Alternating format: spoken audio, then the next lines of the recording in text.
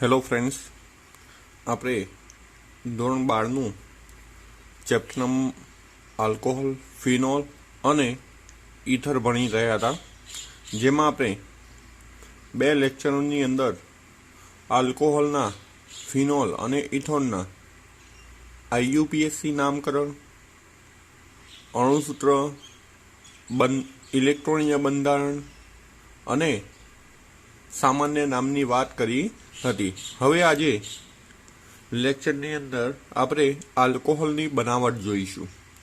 હવે આલ્કોહોલની બનાવટમાં તમને અહીંયા સ્ટેપિંગ લખેલ છે.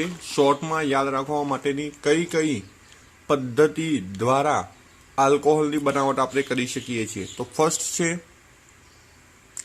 આલ્કીન. હવે આલ્કીન એટલે શું? તો અહીંયા દર્શાવેલ છે C+C,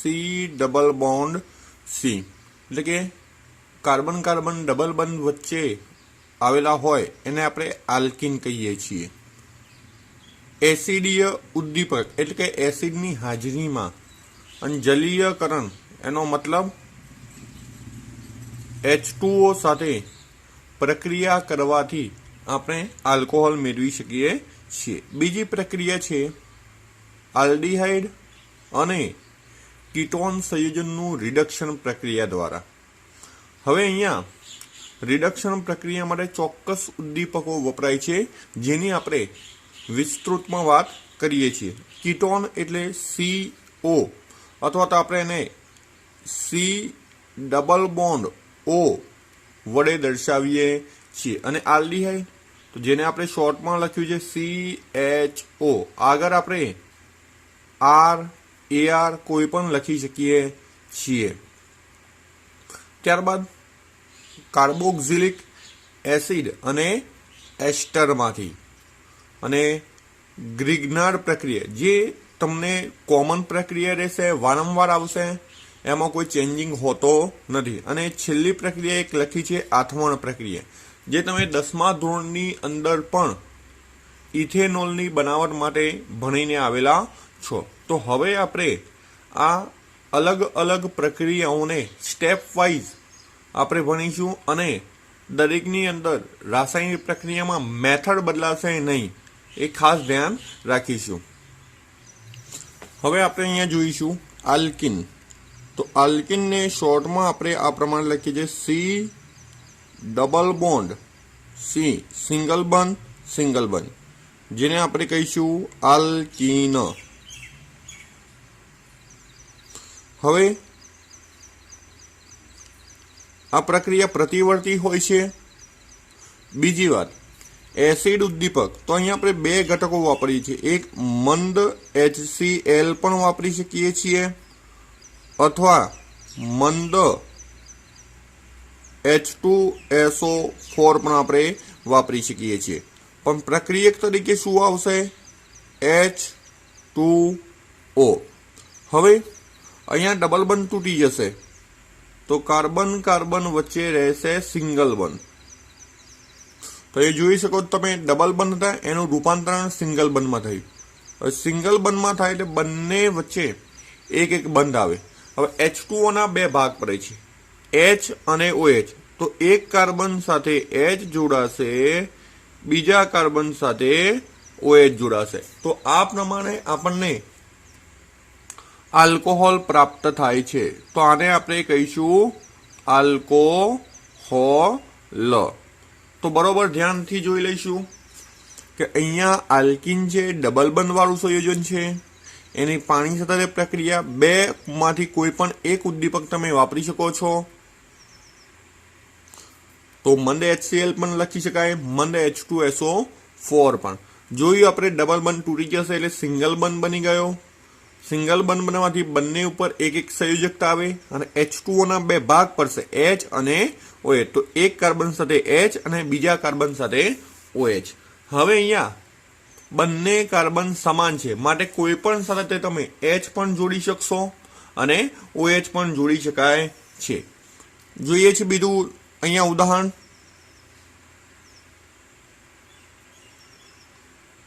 CH2 double bond CH2, જેને આપણે કહીશું ઇથીન. પ્રક્રિયક તરીકે H2O. હવે કેટલીક વખત અહીંયા H+ અથવા H3O+ આવું લખી દેવામાં આવે છે, જે પણ એસિડિક માધ્યમ જ દર્શાવે છે. હવે અહીંયા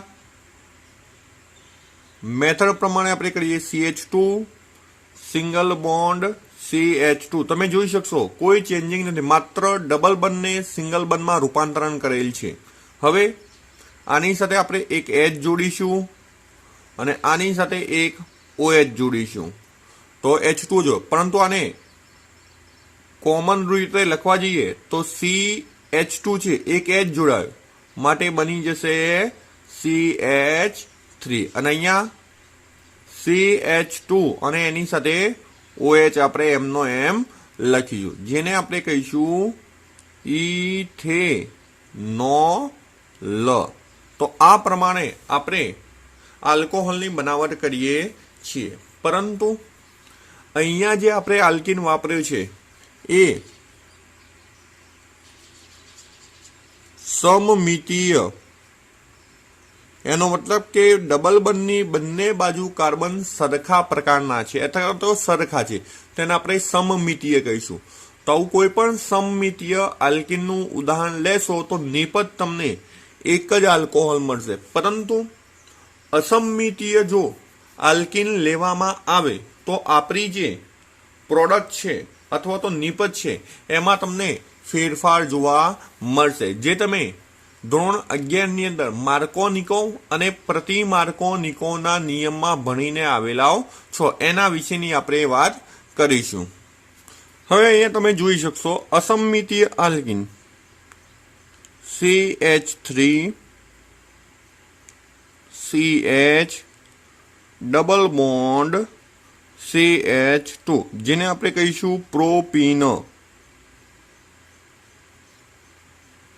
તમે જોઈ શકશો કે અહીંયા જે બે કાર્બન વચ્ચે દ્વિબંધ છે એ અહીંયા જોયો છો તો એની સાથે એક CH3 જોડાય છે, પરંતુ આ કાર્બન સાથે કોઈ પણ પ્રકારનો કાર્બન જોડાયેલ નથી, માટે આપણે એને અસમમિતીય આલ્કીન કહીશું. હવે જ્યારે આપણે એને H2O સાથેની પ્રક્રિયા કરીએ છીએ, હવે H2O સાથેની પ્રક્રિયા કરીએ ત્યારે આપણને બે નિપજો મળે, પરંતુ આપણે માર્કોનિકો અને પ્રતિ માર્કોનિકોના નિયમના આધારે જો ડાયરેક્ટ નિપજ લખવાની થાય તો અહીંયા જે મેથડ છે એમાં કોઈ ચેન્જિંગ નહીં. એસિડિક માધ્યમ એટલે કે H+ ની હાજરીમાં જ પ્રક્રિયા થશે, પરંતુ થશે શું? મેથડમાં કોઈ ચેન્જ નહીં. CH3 CH single bond CH2. તો જે રીતે પહેલામાં આપણે કર્યું હતું એ જ રીતે અહીંયા પણ છે, પરંતુ ફરક કયો આવશે? તો હવે અહીંયા આપણી પાસે બે ઘટકો બનશે, એક H+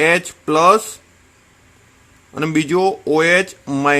એનો મતલબ આ વધુ વિદ્યુત ઋણતા ધરાવતો ઘટક છે અને આ ઓછી વિદ્યુત ઋણતા ધરાવતો ઘટક છે. તો વધુ વિદ્યુત ઋણતા ધરાવતો ઘટક આલ્કીનના વધુ હાઇડ્રોજન ધરાવતા કાર્બન સાથે જોડાય છે, માટે OH આપણે અહીંયા જોડી શકશું અને H અહીંયા. તો એક H હતો, બીજો H જોડાય માટે શું બની જશે? CH2, જેને આપણે કહીશું પ્રોપેનોલ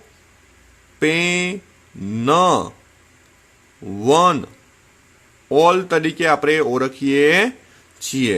તો આમ આપણને આ જે નિપજ મળી એ માર્કોવ-નિકોવના નિયમ મુજબ પ્રાપ્ત થાય છે. તો આમ આ જે પદ્ધતિ અથવા તો આ જે નિયમ આપણે વાપરવાનો થાય એ માત્ર ને માત્ર અસમમિતીય આલ્કીન માટે જ આપણે વાપરી શકીએ છીએ. તો અહીંયા તમે જોઈ શકશો અસમમિતીય આલ્કીન છે આપણી પાસે, ઘટક આપણો પ્રોપીન છે, એની પ્રક્રિયા H2O સાથે H+ ની હાજરીમાં. હવે અહીંયા વધુ વિદ્યુત ઋણતા ધરાવતો ઘટક કોણ છે? OH-, જે વધુ હાઇડ્રોજન ધરાવતા આલ્કીન કાર્બન સાથે જોડાય છે અને આપણને પ્રોપેન 1 ઓલ પ્રાપ્ત થાય છે।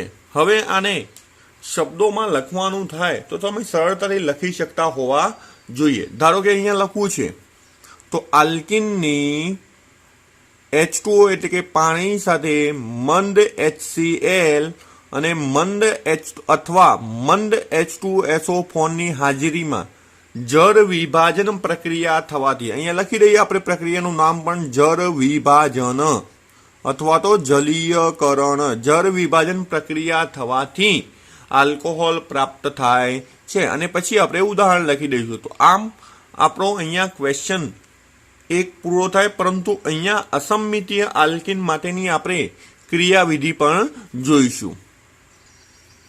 હવે આપણે આગળની એક પ્રક્રિયા જોઈશું, હાઇડ્રોબોરેશન મેથડ દ્વારા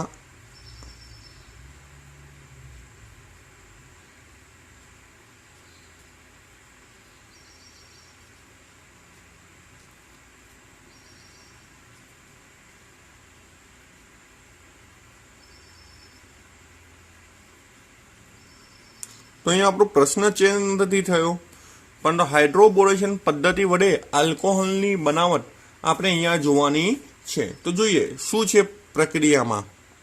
તો આપણી પાસે સૌ પ્રથમ ઘટક છે CH3 CH double bond CH2 જેને આપણે પ્રોપીન તરીકે ઓળખીએ છીએ। હવે એની હાઇડ્રોબોરેટ એટલે કે આપણી પાસે બોરેટ ઘટક છે CH3 ટ્વાઇસ, જેને આપણે બીજા શબ્દમાં લખવું હોય તો B2H6 જેને આપણે ડાયબોરેન તરીકે ઓળખીએ છીએ। તો અહીંયા આ પદ્ધતિની અંદર આપણો ઘટક બીજો વપરાય છે ડાયબોરેન। હવે આ જે ઘટક છે એની પ્રક્રિયા પ્રોપીન સાથે થાય છે। કઈ રીતે થાય છે બરોબર ધ્યાનથી જોઈ લઈશું આપણે। અહીંયા ટોટલ એના 3 મોલ આપણે વાપરીએ છીએ। ખરેખર જો આપણે મેથડ વાઇઝ કરવા જઈએ તો 6 મોલ વપરાય, પરંતુ આપણે 3 મોલથી આ પ્રક્રિયાની વાત કરીએ છીએ, 3 મોલ વાપરીને। તો શું થાય છે, તો આપણી પાસે 3 મોલ છે, તો એના પહેલા તો 3 ઘટકના આપણે અલગ લખી દઈએ છીએ।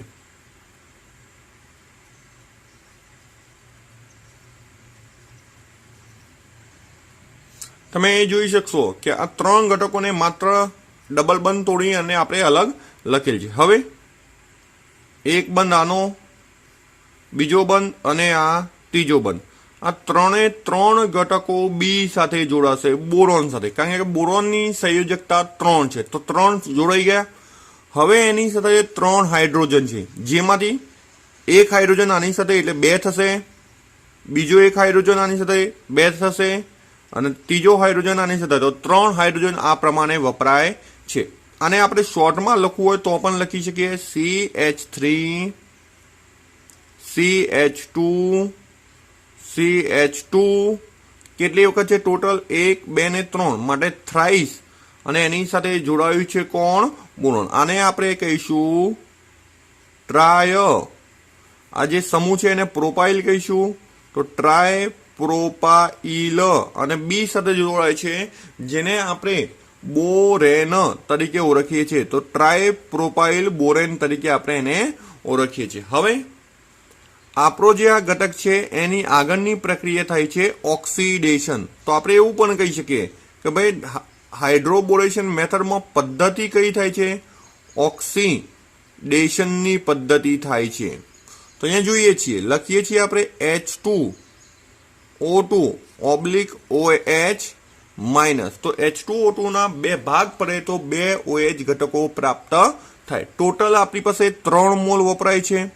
હવે ધ્યાન રાખીશું, આપણે બી એટલે કે બોરોનને દૂર કરીએ છીએ, તો આપણી પાસે વધ્યું શું, CH3 CH2 CH2 કેટલી વખત ટોટલ 3 વખત। હવે H2O2 ના 2 ભાગ પાડે આપણે OH OH, તો એ પ્રમાણે અહીંયા બધા સાથે એક OH જોડાશે, તો ટોટલ આપણી પાસે 3 OH વપરાયા। હવે આપણી પાસે વધ્યું શું, બી, અને અહીંયાથી 3 OH એટલે શું દૂર થાય, BOH કેટલી વખત 3 વખત। તો આ પ્રમાણે આ ઘટક અહીંયાથી દૂર થાય છે અને આપણને પ્રોપેનોલ અથવા તો પ્રોપેન 1 ઓલ અહીંયા પ્રાપ્ત થાય છે। તો આ જે પદ્ધતિ છે જે પ્રતિ માર્કોનિકોના નિયમ મુજબ કામ દર્શાવે છે। તો અહીંયા આપણે લખવું હોય તો આ જે આપણે મેથડ મેળવી એ કયા આધારે પ્રતિ માર્કોવ નિકોવ ના નિયમ મુજબ આ આપણે નિપજ મેળવીએ છીએ। હવે જો આની આપણે ક્રિયાવિધિ જોવી હોય તો ક્રિયાવિધિ પૂછાતી નથી, પરંતુ આપણે એને અહીંયા અભ્યાસમાં લઈ લઈશું। હવે અહીંયા આપણે ક્રિયાવિધિની અંદર ખાસ ધ્યાન રાખવાનું છે, અહીંયા આપણે BH3 છે એને અલગ રીતે લખ્યું છે HBH2, તો BH3 જ કહેવાશે। 1/2 કે B2H6 આપણે વાપરતા નથી, એનો અડધો મોલ જ વપરાય છે। હવે ફર્સ્ટ સ્ટેપની અંદર H પ્લસ ડેલ્ટા છે અને BH2 એ માઇનસ ડેલ્ટા બને છે। સોરી, આની વિદ્યુતઋણતા વધુ હોવાથી માઇનસ ડેલ્ટા બનશે અને BH2 પ્લસ ડેલ્ટા બને છે। હવે આ જે H છે પરમાણુ એ આ કાર્બન સાથે જોડાશે અને BH2 ને આપણે આખો ઘટક આ કાર્બન સાથે જોડીએ છીએ તો શું બનશે? CH3 CH2 CH2 પણ એની સાથે હવે આપણે જોડી દઈશું BH2। હવે એક સ્ટેપમાં આપણે આ પ્રક્રિયા પૂર્ણ કરી। હવે બીજા સ્ટેપની અંદર ફરીથી 1 mall CH3 CH double bond CH2 આપણે વાપરીએ છીએ તો શું થાય છે એની આપણે વાત કરીએ। હવે આ સ્ટેપથી આગળ જઈએ તો શું થશે? CH3 CH2 CH2M ના M। હવે અહીંયા જે આપણો B છે એને હું મિડલમાં આ B, હવે એની સાથે એક H જોડાયેલો રહેશે અને એક H જે અહીંયા રહેલા આમાંથી એક H આ કાર્બન સાથે જોડાઈ ગયો અને એ CH2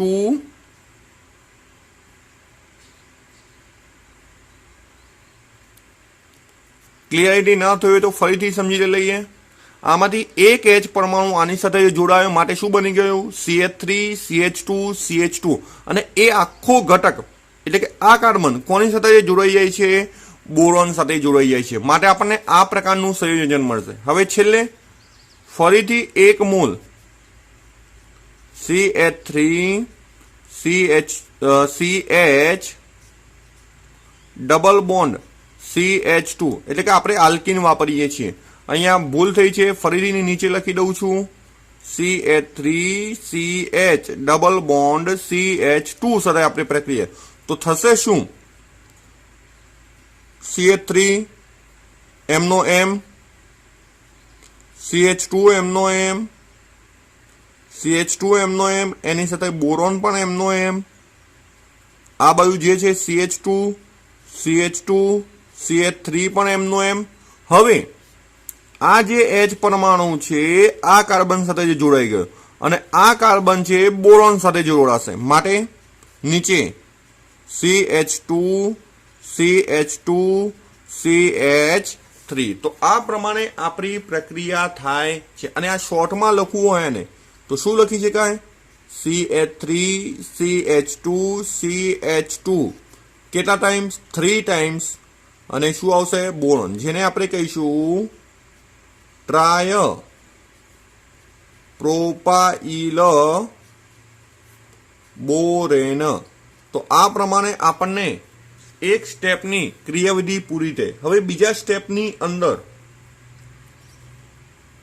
સ્ટેપ નંબર 2 તો જેની અંદર આપણે જોઈ શકીએ છીએ આપણો જે આ ઘટક છે એટલે કે આપણો ઘટક કયો? CH3 CH2 CH2 thrice B જેની પ્રક્રિયા H2O2 સાથે કરવામાં આવે છે. H2O2 એને આપણે બીજી રીતે લખવું હોય તો OH- પણ આપણે લખી શકીએ છીએ. તો આમ આ ઘટક જ્યારે એની સાથે પ્રક્રિયા દર્શાવે છે તો આપણને CH3 CH2 CH2 અને એની સાથે OH જોડાઈ જાય છે અને ટોટલ આના 3 મોલ વપરાય છે અને આપણને અહીંયા 3 મોલ અને સાથે સાથે શું દૂર થશે H3BO3 આ પ્રમાણેનો ઘટક અહીંયા દૂર થાય છે. તો આમ આપણને આ ક્રિયાવિધિ દ્વારા પણ તમે સમજી શકો છો. હવે અહીંયા આપણી પાસે જે આલ્ડીહાઇડ અને કીટોન, ફરીથી આલ્ડીહાઇડ અને કીટોન બંનેને આપણે કાર્બોનિલ સમૂહ તરીકે ઓળખીએ છીએ. કાર્બોનિલ સમૂહને શોર્ટમાં આપણે આ પ્રમાણે લખીએ C≡O, જેને આપણે કાર્બોનિલ સમૂહ કહીએ છીએ, જે આલ્ડીહાઇડમાં પણ આવશે અને કીટોનમાં. એની પ્રક્રિયા છે રિડક્શન માટે H2 અંદર ઉમેરાશે. અહીંયા ઉદ્દીપકની હાજરીમાં માટે ઉદ્દીપકીય રિડક્શન થશે. હવે ધ્યાન રાખવાની એ બાબત છે કે અહીંયા ડબલ બંધ છે. હવે ડબલ બંધ છે એનો મતલબ એના બંધ તૂટશે. મેથડમાં કોઈ ચેન્જિંગ કરવાનું નથી તમારે. તો સિંગલ બોન્ડ O કર્યો આપણે. હવે અહીંયા જે ડબલ બંધ તોડ્યો એટલે એક બંધ અહીંયા અને એક બંધ અહીંયા. આપણી પાસે બંને હાઇડ્રોજન પરમાણુ છે માટે એક H અહીંયા એક H અહીંયા. તો આપણે એને શું લખી શકશું CHOH અને આ જે ડબલ બંધ છે એ એમના એમ રહેશે. તો આમ આપણને અહીંયા આલ્કોહોલનું રિડક્શન થઈને કાર્બોનિલ સમૂહનું રિડક્શન થઈને આપણને આલ્કોહોલ પ્રાપ્ત થાય છે. હવે કાર્બોનિલ સમૂહના રિડક્શન માટે આપણે અલગ અલગ પ્રકારના રિડક્શન કરતા ઉદ્દીપક વાપરી શકીએ છીએ. અહીંયા આપણે રિડક્શન ઉદ્દીપક તરીકે platinum, palladium, nickel, lithium, aluminium hydride, sodium borohydride NaBH4 તો આવા રિડક્શન કરતા ઉદ્દીપકો આપણે અહીંયા વાપરી શકીએ છીએ. ફરીથી platinum, palladium, nickel, lithium aluminium hydride નામ યાદ રહેશે, નહીતર અહીંયા હું લખી રહ્યો છું લિથિયમ એલ્યુમિનિયમ હાઇડ્રાઇડ. એ જ પ્રમાણે આ જે ઘટક છે એનું નામ છે સોડિયમ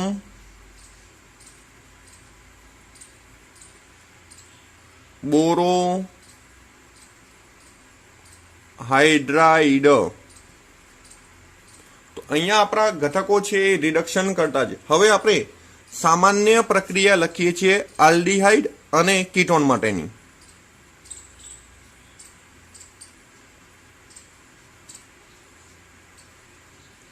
જેને આપણે જનરલ પ્રક્રિયા તરીકે પણ ઓળખશું RCHO.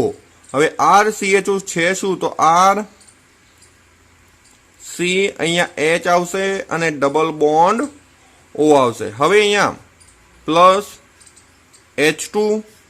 હવે આમાંથી કોઈ પણ ઉદ્દીપક આપણે લખી શકીએ, પરંતુ અહીંયા આપણે પ્લેડિનમ વાપરીએ છીએ. પ્રક્રિયાનું નામ આવશે રિડક્શન. હવે અહીંયા શું થશે તો R C એની સાથે H એમનો એમ O અહીંયા પણ H અહીંયા પણ H. તો એને શોર્ટમાં લખવું હોય તો તમે જોઈ શકશો શું લખાશે R એમનો એમ. કાર્બન સાથે કેટલા હાઇડ્રોજન છે 2 CH2 અને OH. તો આ પ્રમાણે આપણે એને લખી શકીએ છીએ. હવે એ જ વસ્તુ આપણે કીટોન માટે પણ લખી શકીએ છીએ। તો શું થશે?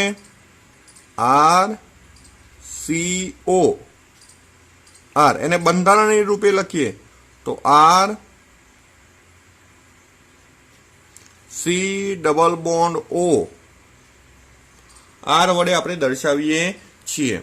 અથવા તો ત્રીજી રીતે પણ આપણે એને લખી શકીએ RC ડબલ બોન્ડ O અને અહીંયા આવશે R। આ રીતે પણ આપણે એને લખી શકીએ છીએ। હવે પ્લસ H2 ઉદ્દીપકમાં આપણે પ્રબળ ઉદ્દીપક વાપરીએ છીએ NaBH4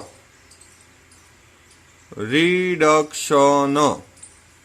તો થશે શું? અહીંયા R M નો M રહેશે, બીજું CM નો M, પણ જે ડબલ બંધ છે તૂટી જશે અને સિંગલ બંધમાં રૂપાંતરણ થઈ જશે। તો પહેલા શું કર્યું એ ખાસ ધ્યાન રાખી લઈશું કે આ જે ડબલ બંધ હતું એ શું બની ગયો?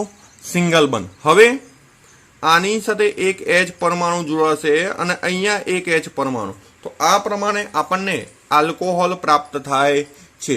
અહીંયા જે આલ્કોહોલ પ્રાપ્ત થયો એ 1 ડિગ્રી આલ્કોહોલ છે, જ્યારે અહીંયા જે આપણને પ્રાપ્ત થાય છે એ 2 ડિગ્રી આલ્કોહોલ છે। તો આમ આલ્ડીહાઇડના રિડક્શનથી આપણને 1 ડિગ્રી આલ્કોહોલ પ્રાપ્ત થશે, જ્યારે કીટોનના રિડક્શનથી આપણને 2 ડિગ્રી આલ્કોહોલ પ્રાપ્ત થાય છે। હવે એના કેટલાક ઉદાહરણ આપણે લખીએ છીએ।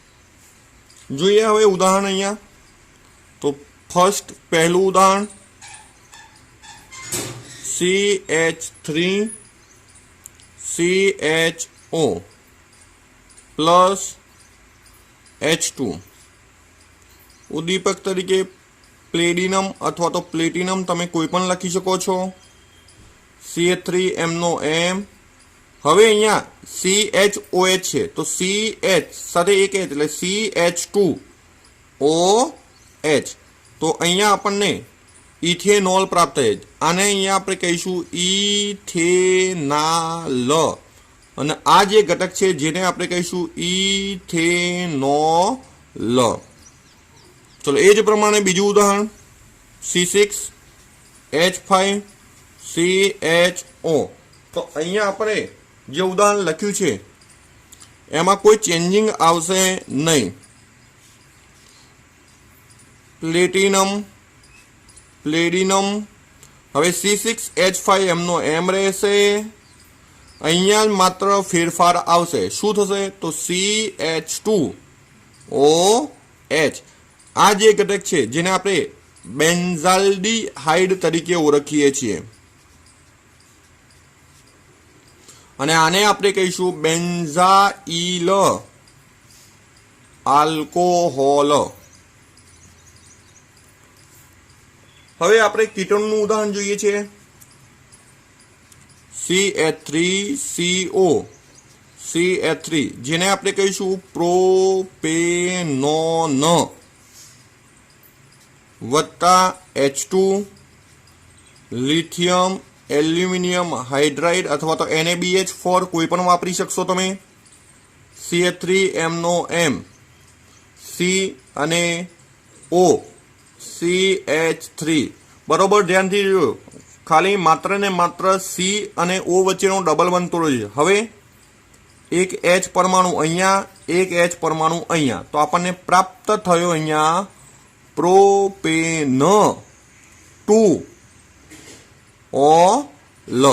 હવે છેલ્લું ઉદાહરણ C6H5CO CH3 plus H2 lithium aluminium hydride C6H5CH નીચે OH CH3। અહીંયા જે આપણો ઘટક છે જેને આપણે મિથાઇલ ફિનાઇલ કીટોન નામ લખીશું આપણે મિથાઇલ, બેન્ઝીન રિંગને આપણે ફિનાઇલ અને CO માટે વાપરીશું કીટોન। જ્યારે અહીંયા જે ઘટક આપણને પ્રાપ્ત થાય છે એનું IUPAC નામ લખીએ તો અલગ થશે। આ જે ઘટક છે એને આપણે ઇથેન 1 ઓલ કહીશું, જ્યારે કોની સાથે જોડાય છે? બેન્ઝીન રિંગ સાથે. તો એને આપણે લખીએ છીએ ફિનાઇલ ઇથેન 1 ઓલ તરીકે આપણે એને ઓળખીએ છીએ. તો આ પ્રમાણે આપણી પાસે આલ્ડીહાઇડ અને કીટોન માંથી આલ્કોહોલ આપણે બનાવી શકીએ છીએ.